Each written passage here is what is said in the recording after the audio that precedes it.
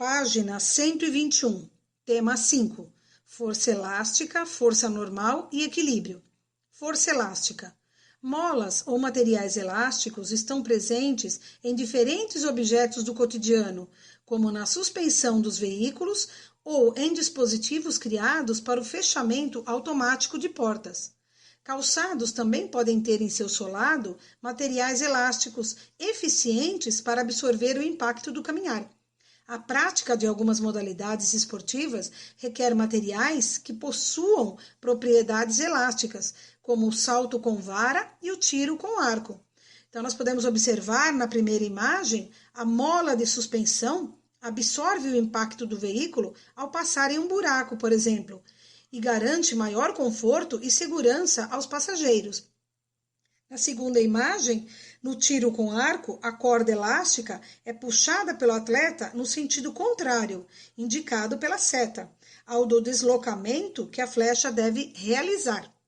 Explicação. Imagine uma mola presa em uma das extremidades a um suporte e em estado de repouso, ou seja, sem ação de nenhuma força. Quando aplicamos uma força na outra extremidade, a mola tende a se deformar, esticar ou comprimir, dependendo do sentido da força aplicada. Ao estudar as deformações de molas e as forças aplicadas, Robert Hooke, 1635-1703, verificou que a deformação da mola aumenta proporcionalmente à força. Daí estabeleceu-se a lei chamada Lei de Hooke. E vocês se lembram quando nós aprendemos em citologia sobre Robert Hooke, né? E o aperfeiçoamento do primeiro microscópio em 1665, quando ele começou a estudar a célula, tá certo? Ele foi um cientista inglês, essencialmente mecânico. Além disso, ele descreveu, como eu falei para vocês, a estrutura celular e com suas descobertas, também em óptica, com a utilização do microscópio. Outra invenção sua foi também o barômetro. Então, é importante nós falarmos um pouquinho sobre o Hooke, devido à sua lei de Hooke. Página 122. O que caracteriza molas e elásticos é sua capacidade de se deformar, quando submetidos a uma força e voltar ao estado original. Quando o objeto voltar a ter o seu comprimento inicial após a interrupção da força, dizemos que a deformação sofrida é elástica. Ao aplicarmos uma força sobre molas ou elásticos, comprimindo-os ou esticando-os, recebemos uma força de mesma intensidade e direção, mas no sentido oposto, de acordo com a terceira lei de Newton. A intensidade da força elástica é proporcional à deformação provocada e às características da mola. Observamos aqui no primeiro exemplo, né, da força elástica. Então, nós temos aí as situações indicadas. Então, na primeira situação, nós temos a mola comprimida. Na segunda mola, nós temos a mola sem deformação, ou seja, no seu estado original. Durante a compressão, ela atuará na direção da esquerda para a direita. E no terceiro esquema, é a mola estendida ou puxada. A força elástica é orientada para a esquerda. Força normal. Você já parou para pensar no motivo pelo qual não atravessamos o assento de uma cadeira ao sentarmos sobre ela? E por que conseguimos apoiar objetos sobre uma mesa sem que eles caiam?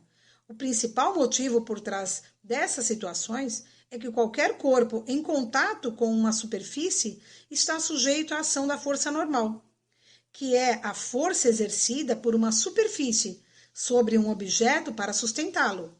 A força normal atua sempre na direção perpendicular, ou seja, formando um ângulo de 90 graus em relação à superfície de apoio do objeto, conforme mostrado na imagem a seguir.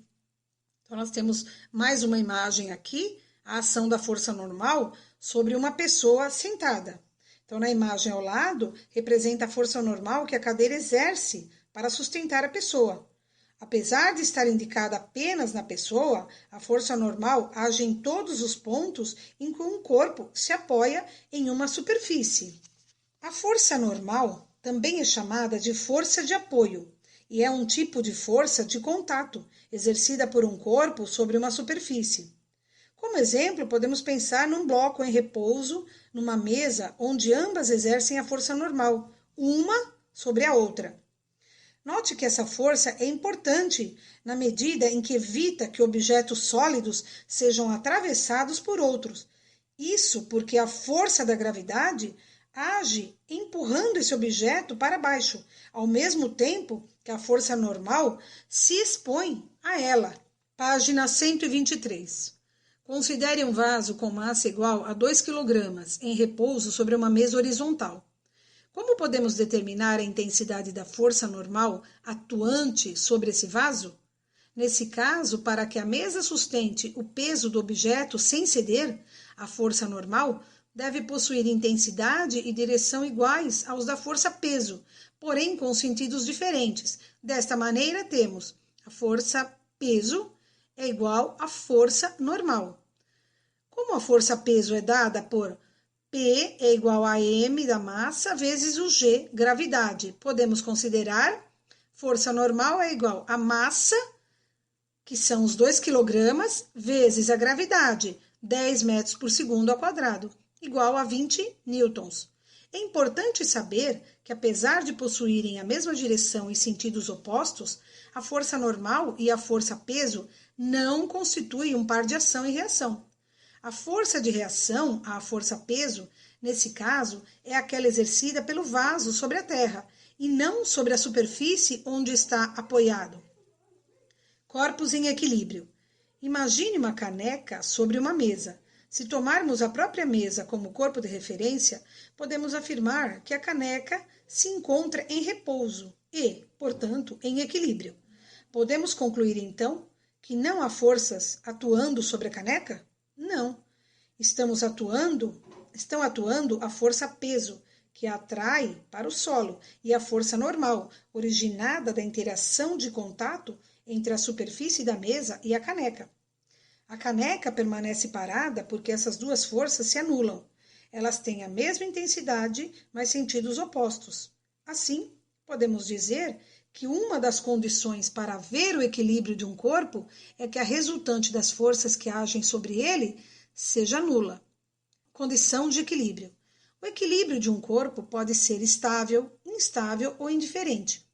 Quando um corpo está em equilíbrio estável, ele pode sofrer um pequeno deslocamento em relação à sua posição de equilíbrio, mas volta a ele em seguida. Se o corpo estiver em equilíbrio instável, qualquer pequeno deslocamento vai retirá-lo da posição de equilíbrio. No equilíbrio indiferente, no entanto, os deslocamentos não mudam a estabilidade do corpo. Então, nós podemos observar, sobre os tipos de equilíbrio aí, em condições de equilíbrio de um corpo. Nós temos o primeiro esquema, é o equilíbrio estável. Ele pode sofrer um pequeno deslocamento em relação à sua posição, mas em seguida ele vai voltar à sua posição original. Na seguinte imagem, nós temos o equilíbrio instável. Qualquer pequeno deslocamento vai retirá-lo da sua posição de equilíbrio. E no último esquema, o equilíbrio indiferente. Os deslocamentos não mudam a estabilidade do corpo. Prestem atenção na explicação. Um corpo está em equilíbrio quando a somatória de todas as forças que atuam sobre ele for nula, ou seja, igual a zero. De acordo com a primeira lei de Newton, quando a resultante das forças que atuam sobre ele, um corpo é nula.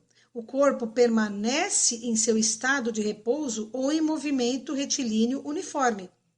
Portanto, um objeto em equilíbrio pode estar em repouso ou em movimento retilíneo uniforme.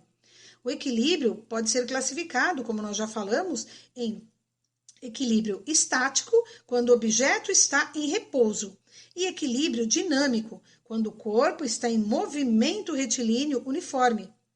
E pode ser dos três tipos que nós acabamos de ler: estável, instável e indiferente.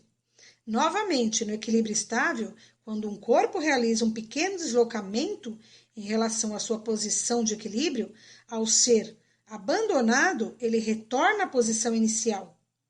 No equilíbrio instável, ao retirar o objeto da sua posição de equilíbrio, ele tende a fazer o quê? A se afastar ainda mais dela quando abandonado. E no equilíbrio indiferente, ao ser deslocado, o objeto permanece em equilíbrio, em uma nova posição. Nós temos 3 exercícios de olho no tema, na página 123. Façam no caderno. Atenção! As atividades para a nota dessa aula serão feitas online.